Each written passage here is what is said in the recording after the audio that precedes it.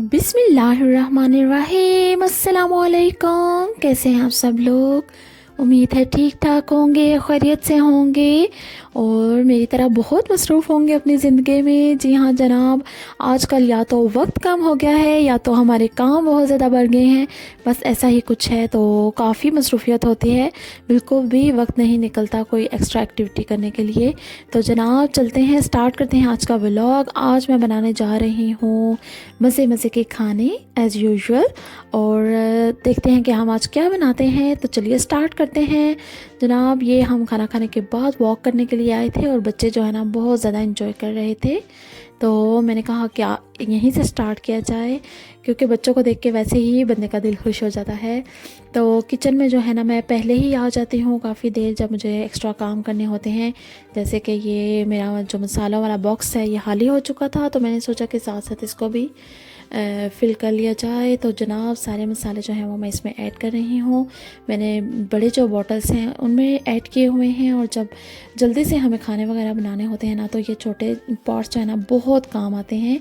तो यहाँ पर मैं मटन बिरयानी बनाने जा रही हूँ। मैंने 1.5 kg मटन ले लिया है और इसमें मैंने 4 से 5 मीडियम साइज़ के प्याज ऐड किए हैं, 6-7 लहसुन के जवे ऐड किए हैं, फ्रेश कुटा हुआ लहसुन 1 टेबलस्पून, 1 टीस्पून मैंने इसमें नमक ऐड किया है, और साथ ही साथ हाफ़ जो मेरे पास बिरयानी मसाला रखा हुआ था वो मैंने ऐड किया है। हाफ़ हम इसको भूनते हुए बाद में ऐड करेंगे। अच्छा मैं पहले से ऐड कर लेती हूँ, इससे जायका बहुत अच्छा हो जाता है चिकन में, और चिकन में नहीं गोश्त में। तो जनाब इसमें मैंने 1 कप पानी ऐड किया है और इसको मैं बिल्कुल लो आंच पर जो है ना गलने के लिए रख दूँगी, तकरीबन 1-1.5 घंटे के लिए।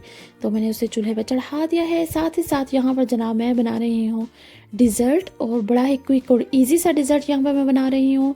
बनाने का तो कुछ और ही दिल कर रहा था, लेकिन जनाब फिर अचानक इसी का प्रोग्राम बन गया। तो यहाँ पर मैंने सिंपल ओटीज़ बिस्किट्स ले लिए हैं, और ये जो आप देख रहे हैं इसमें मैंने कॉफ़ी में डिप करके ना थोड़ी सी आपने कॉफ़ी लेनी है 1 टेबलस्पून, उसे 1 कप में गर्म पानी में डालकर उसे मिक्स कर लें और बिस्किट्स को उसमें डिप करके ना पूरी ट्रे में आप फैला लीजिए। और इसके बाद जनाब मैंने कर ली थी क्रीम बीट, डबल क्रीम आप लेकर उसको बीट कर लीजिए। वो तो सभी को करनी आती है, इसलिए मैंने उसकी वीडियो भी रिकॉर्ड नहीं की। तो बीट करके तो उसको मैंने अच्छे से इसके ऊपर अप्लाई कर लिया है। साथ ही साथ मेरे पास कुछ फ्रूट्स थे। अच्छा मैंने इसमें सिर्फ बनाना और ग्रेप्स ऐड किए हैं।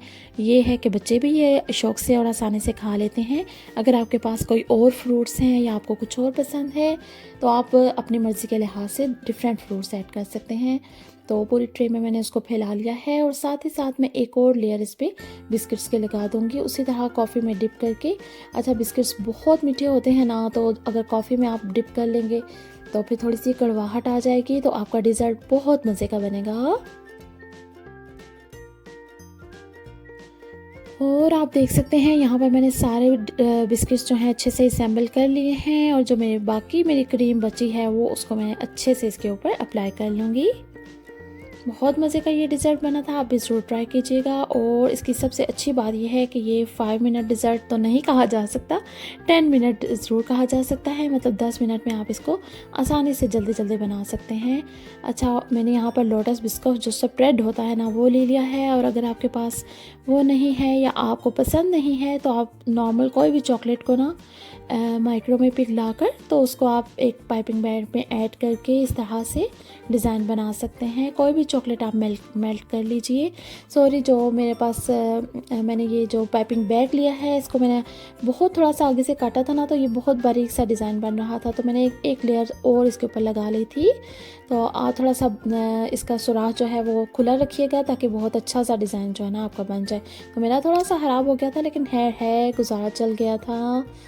तो जनाब यहाँ पर मैंने अपना डिज़र्ट कर लिया है तैयार। अच्छा ये धूप भी निकली हुई है, साथ साथ मैंने इसको फ्रिज में रख दिया था काफ़ी देर के लिए, मतलब शाम के 5 बजे थे जब मैंने इसे बना लिया था।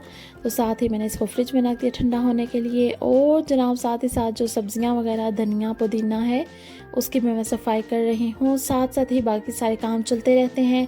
जैसे ही हम खाना बनाते हैं ना, तो आगे पीछे जो छोटे मोटे काम होते हैं किचन के, वो भी हमारे निपट जाते हैं।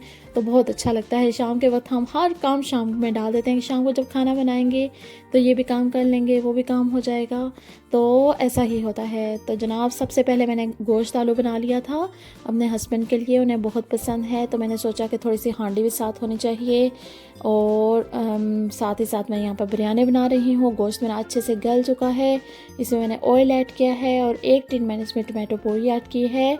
अगर आपको नहीं पसंद तो आप फ्रेश टमाटर भी ऐड कर सकते हैं। अच्छा, टमाटो जो चॉप्ड होते हैं वो डालने का फ़ायदा ये होता है कि जो बिरयानी का कलर होता है ना, वो बहुत नाइस सा हो जाता है। मतलब आप देख सकते हैं उसमें जो हमने चॉप टमाटो डाले हैं तो कलर जो है वो बहुत नाइस सा आता है, इसलिए मुझे ये पसंद है बिरयानी में डालना।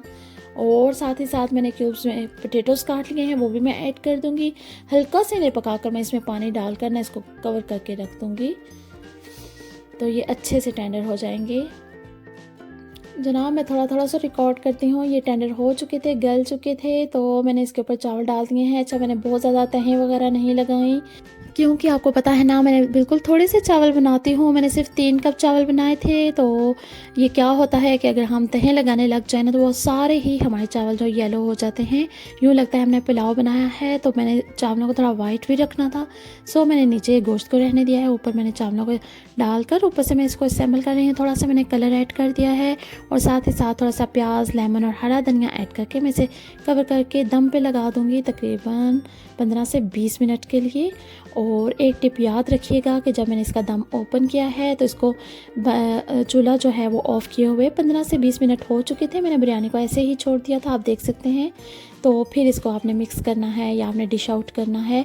कोई भी आप पुलाव बना रहे हों तो आप उसको जब जैसे ही दम खोलें आपने उसको हिलाना नहीं, मिक्स नहीं करना। इससे क्या होता है, आपके चावल जो है ना वो टूट जाते हैं।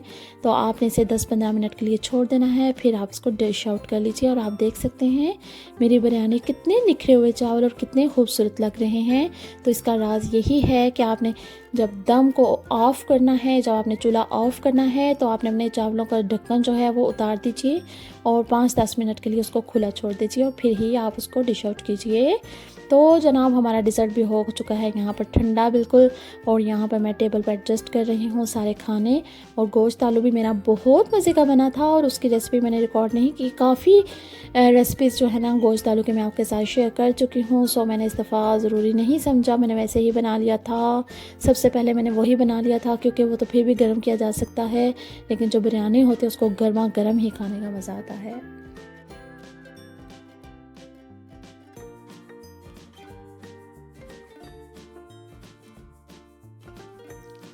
तो जनाब, गर्मा गर्म बिरयानी की इतनी अच्छी खुशबू आ रही थी ना कि हमारे पेट में चूहे नाचने लग गए। तो जल्दी जल्दी से हम इसको सर्व करेंगे, खाएंगे, इंजॉय करेंगे अपना डिनर। तो उम्मीद है आपको ये वाली मेरी रेसिपीज़ बहुत पसंद आई होंगी, मेरे डिज़र्ट की, बिरयानी की।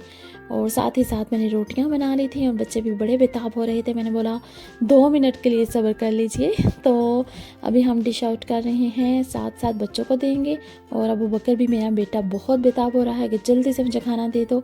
और जनाब, हम खाना खा रहे थे, खाना खाया, उसके बाद हमने बर्तन वगैरह संभाले, किचन की सफाई की, डिज़र्ट एंजॉय किया। आप देख सकते हैं डिज़र्ट की शक्ल सूरत भी कितनी नाइस लग रही है माशाल्लाह। और ये खाने में भी बहुत मज़े का था। अच्छा, अगर हम सिर्फ बिस्किट्स और क्रीम का वो बनाए ना डिज़र्ट, तो वो इतना क्रंची टेस्ट उसका नहीं आता, बहुत मज़े का वो हमें नहीं लगता। लेकिन अगर हम उसमें फ्रूट्स ऐड कर दें तो इसका मज़ा दोबाला हो जाता है। तो जनाब, डिज़र्ट हमने अपना एंजॉय किया, खाना वाना खाया। और आप देख सकते हैं यहाँ पर यूके में ऐसा वेदर होता है कि शाम के वक्त काफ़ी देर तक यहाँ पर रोशनी रहती है। तो फिर हम वॉक करने के लिए आ गए। साथ साथ साद और आयज़ा, जो बच्चे आए हुए थे, वो अपने घर को चले गए, तो हम अपने घर की तरफ आ गए।